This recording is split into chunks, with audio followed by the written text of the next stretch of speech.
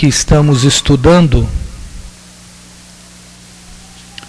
carta do apóstolo Paulo aos Gálatas, capítulo de número 1. Semana passada nós vimos a introdução da carta e estudamos do versículo de número 1 até o versículo de número 5. Hoje nós estaremos estudando do versículo de número 6 até o versículo de número 10. E a vantagem que temos de estudar um livro num culto de ensino é que nós não precisamos ter pressa. Não há aquela necessidade de terminar aquele capítulo naquele dia, de que tem que correr. Não é que nem uma pregação, quando a gente vai pregar em um culto, em que a gente tem que falar aquele assunto naquele tempo e naquele dia.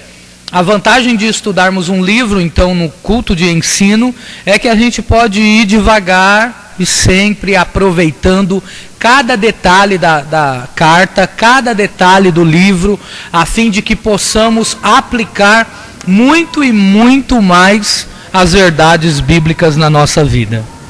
Repetindo então, carta aos Gálatas, capítulo de número 1, versículo de número 6 até o versículo de número 10. Eu peço que você compartilhe comigo dessa leitura. Caso você perceba que há alguém sem Bíblia, como de costume, você compartilhe o texto da palavra do Senhor.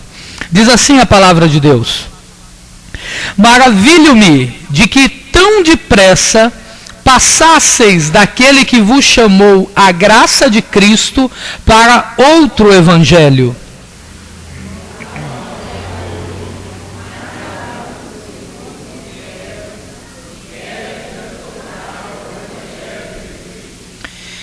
Mas ainda que nós mesmos, ou um anjo do céu, vos anuncie outro evangelho além do que já vos tenho anunciado, seja anátema.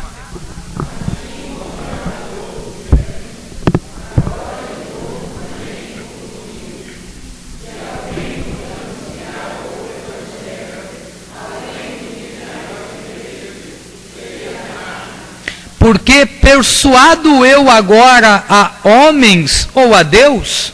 Ou procuro agradar a homens? Se tivesse ainda agradando aos homens, não seria servo de Cristo. Amém. Os irmãos podem se sentar. Apenas até o versículo de número 10. Depois, então, de estudarmos a introdução da carta, e a semana passada vimos como Paulo tem uma propriedade de Deus para falar, de como ele se apresenta à igreja e de como ele mostra qual é a origem do seu apostolado. Após Paulo então fazer todas essas palavras introdutórias e tratar com os irmãos, ele então entra diretamente no assunto da sua epístola, o motivo que o levou a escrever a carta aos Gálatas.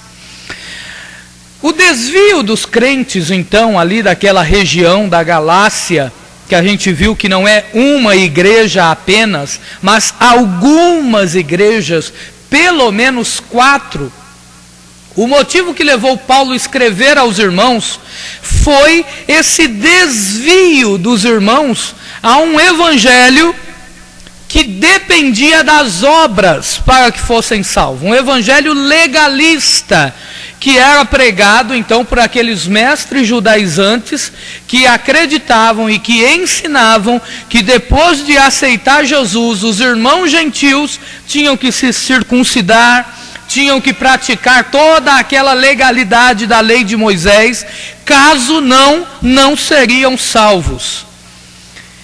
Hoje, esse termo legalista se aplica a qualquer cristão, independente da igreja que ele faça parte, que coloca a salvação,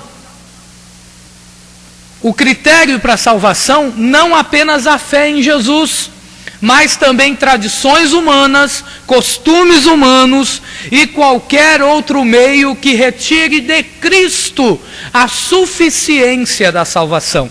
Então esse termo legalista hoje é usado da mesma forma. Da mesma forma então como na época de Paulo, há hoje também pessoas que tentam imprimir em outras pessoas esse jugo humano, essa forma de querer se salvar por suas próprias obras, por alguma coisa que eu faça para Deus, como se fosse possível pagar. Vimos então que, do mesmo jeito que Paulo sofreu com aquelas pessoas no início do século, a igreja de hoje também sofre, com pessoas que negam que a salvação é só por Jesus Cristo, e de que eu preciso fazer alguma coisa para ser salvo. Mais à frente nós vamos ver, e eu quero citar hoje aqui, que Paulo não despreza as boas obras, de que Paulo não exclui as obras na vida do cristão. O que ele repugna, o que ele combate, é o mesmo que nós devemos combater. É as boas obras como condição para a salvação. As boas obras é praticada por todo cristão, consequentemente, quando salvo. Mas essas boas obras não o salvam. Sendo assim, Paulo reprova esse evangelho. Sendo assim, Paulo reprova esses líderes. Sendo assim, Paulo escreve, por essa razão, às igrejas da Galácia. Se os irmãos perceberem aí no versículo de número 6, a gente vê a admiração do apóstolo, o espanto do apóstolo, porque tão depressa os irmãos haviam passado daquele evangelho que ele havia pregado para um outro evangelho. Esse espanto do apóstolo se dá por quê? Porque quando Paulo termina a sua primeira viagem missionária, entre o capítulo 13 e o capítulo 14 do livro de Atos, logo em seguida, no capítulo 15, o que temos é o concílio de Jerusalém. Paulo escreve exatamente nesse meio tempo, em algum momento, entre o capítulo 14 e o capítulo 15, é a época em que Paulo escreve. Isso quer dizer que Paulo escreve aos irmãos da Galácia com menos de 1 ano e meio. Ele havia ido lá, fundado as igrejas na região da Galácia, havia voltado para a igreja em Antioquia, e nesse período, num período de 1 ano e meio, menos de 1 ano e meio, os irmãos já estavam se desviando daquilo que o apóstolo havia ensinado. E para ele isso era um cúmulo, lhe causava espanto. Como pode tão rápido os irmãos terem voltados a isso? Paulo não está tratando aqui de erros comuns de novos convertidos. Porque nós poderíamos dizer, não, há 1 ano e meio, esses irmãos são novos convertidos. Paulo não está tratando de erros comuns de novos convertidos que nós estamos acostumados a observar. O novo crente, aquele que aceita Jesus de imediato, no início da nossa fé, todos nós fomos assim. Nós cometemos erros que hoje não cometemos mais. E quando lembramos de alguns erros, é até motivo de risada, de graça. Como eu pude fazer aquilo naquela época? Como eu pude pensar aquilo? Paulo não está tratando desses erros corriqueiros, desses erros comuns, que é próprio de um neófito na fé. Não. Paulo está tratando de um erro muito sério.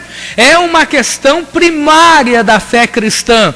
Quando nós tiramos de Cristo essa autossuficiência, essa suficiência do seu sacrifício, esse é um erro que tem que ser corrigido. Em contrapartida, essa acusação do apóstolo aos irmãos, não sendo assim, é o dar ouvidos a essa profanação do evangelho puro de Jesus Cristo. Os irmãos estavam olhando para esses mestres e dando crédito a eles.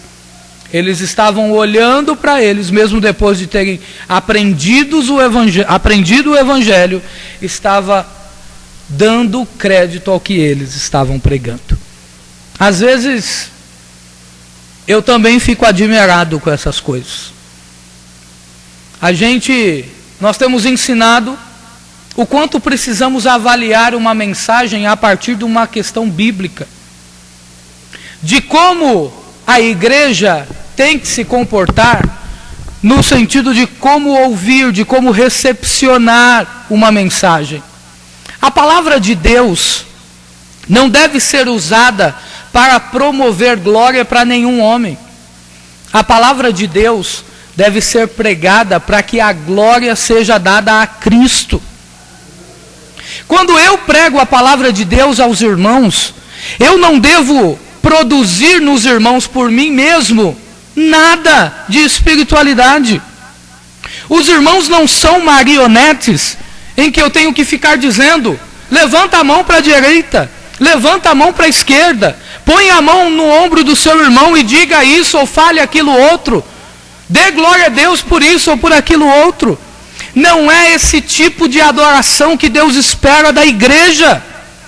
Deus espera da igreja uma adoração voluntária. Eu, quando prego a palavra de Deus aos irmãos, não tenho o direito de produzir em vocês uma coisa que vocês não estão sentindo. Tudo o que você tem que fazer aqui na igreja, no culto, e tem que glorificar a Deus, sim. E tem que levantar a mão para o céu e dizer aleluia, sim. E tem que fazer tudo o que Deus colocar no seu coração para fazer, que seja para a glória dele. Mas tudo isso por livre e espontânea vontade. Eu, como pregador do Evangelho, não posso coagir a igreja a fazer nada. Porque um ou outro pode até estar sentindo em levantar a mão e glorificar a Deus. O restante vai levantar só para não mostrar que é carnal ou que não está sentindo a Jesus. Que adoração fingida é essa que Deus recebe? Que adoração é essa que Deus recebe mecânica? Em que eu aperto um dispositivo e digo faça isso e todo mundo faz? Deus não recebe esse tipo de adoração produzida por homens. O que Deus quer é um coração contrito, voluntário na sua presença. Nós somos pentecostais, sim, e o pentecostalismo não ensina que temos que ser mecânicos. Nós precisamos ser voluntários. A nossa adoração tem que ser voluntária ao Senhor. E como eu fico triste quando algum manipulador vem aqui e usa o púlpito e os irmãos vão. Como eu me admiro disso.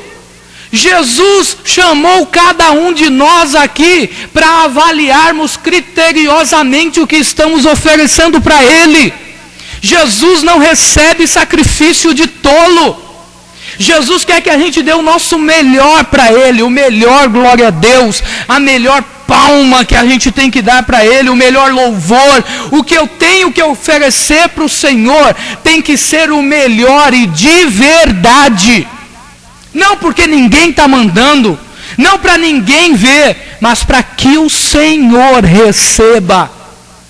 Essa é a razão da glorificação.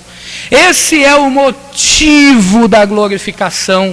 É o Senhor que é o centro dela e não ninguém. Eu não tenho que produzir nada em você, porque senão o meu único objetivo, a minha única razão de estar fazendo isso é para que eu seja o bom pregador.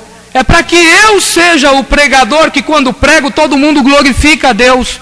Quem foi que disse que o meu sermão é medido pelo decibéis de glória a Deus na igreja? Quem foi que disse que o ensino da palavra de Deus é medido pela quantidade de pessoas que falam línguas estranhas no momento dele? Não, o sucesso do sermão está na aplicação que o pregador teve em prepará-lo e entregá-lo com sinceridade diante de Deus. Então, para você que prega a palavra de